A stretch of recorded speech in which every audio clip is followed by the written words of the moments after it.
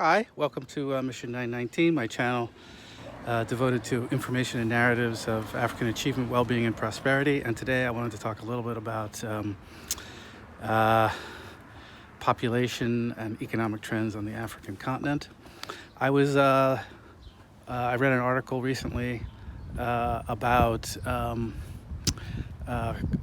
coup d'etats inspired or carried out by France and I suppose some of its other allies since the 1960s in many countries across the African continent, and I think they cataloged over 20 coups,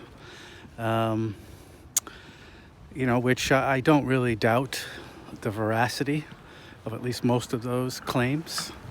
And then I saw another article talking about how France continues to economically dominate their former colonies, which I also don't really question too much.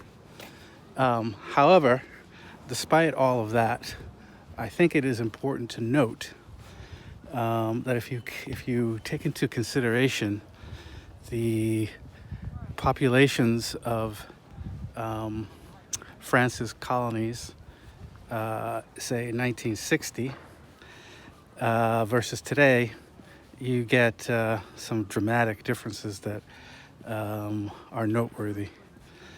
For instance,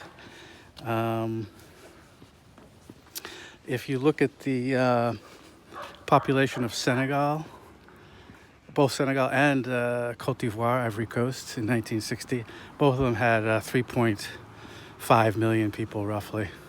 Okay, now today Senegal has 16 million, and Ivory Coast, I believe, has 24 or 26 million people. Now, in 1960, France's population was 45 million. So if you look at the ratio between 3.5 million and say 45 million, you're looking at, roughly 15 to 1, almost 15 to 1. And now the population of Senegal is 16 million, so it's about 1/4 of France's current population of 65 million. And Ivory Coast population is something like 40%. No, a little bit, a little bit less maybe. So in other words, the ratios are quite different. If you look at things like life expectancy, not life, well, yes, life expectancy, but also infant mortality and the numbers of children under 5 who do not survive. In 1960, in many countries on the African continent, you're looking at 1/4 to more than 1/3 of children not surviving till the age of 5. Everywhere on the continent now, that is over 90%. And in many countries, it's 95, 96% of all children born survive to the age of 5. Those are dramatic, qualitative changes. So this is not to deny the ravages of French imperialism, but is to say that in spite of all of those ravages and setbacks,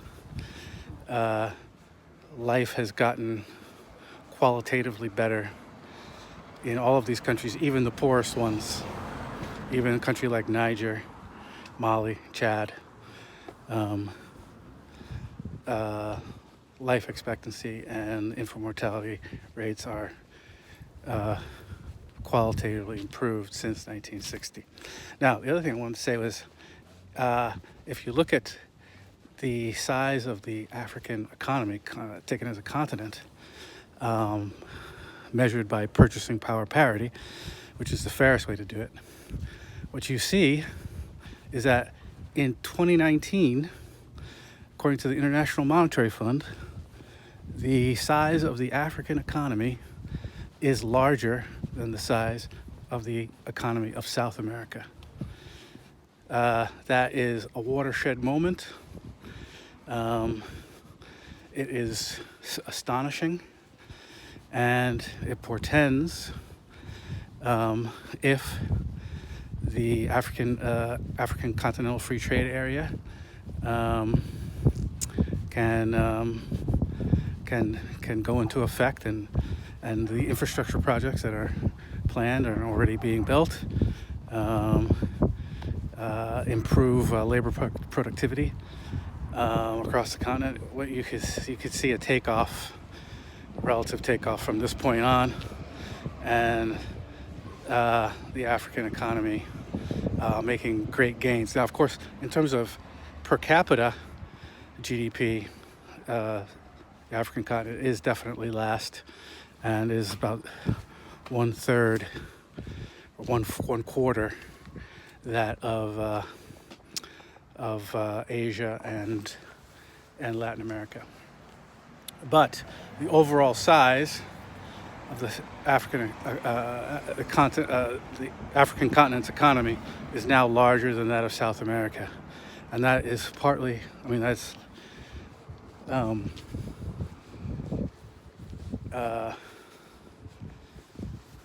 that is most importantly, or most dramatically impacted by rapid population size increases in Africa. Like I said, Senegal's population was 3.5 million roughly. Now it's 16 million. Cote d'Ivoire was 3 million. It's roughly 24, 26 million now. So you're looking at increases of 4, 5, and 6 times. Continent-wide, in 1960, the continent had 283 million people. Now it has 1.35 million.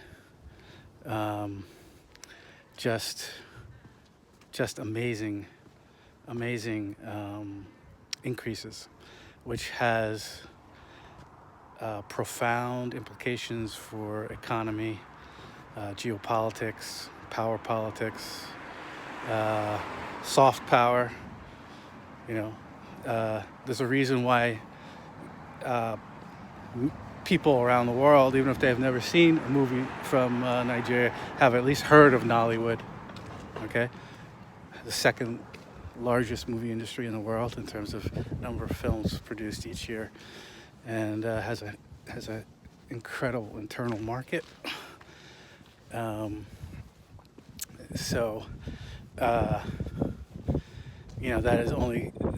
That is a manifestation of Africa's increasing cultural power that will only grow in the coming years. So I just wanted to lay that out there, because it's very easy to look at the disparities between Africa and, say, Europe or North America or even East Asia, and lament Africa's position. But if you take a longer view, and you center the experience of Africans independent of the experiences of other peoples, then you see the dramatic changes and improvements despite the chicanery and predations of her adversaries. So, in the name of the ancestors and in the name of the unborn, who are the same, Ashe, Ashe, Ashe, and we will see you soon.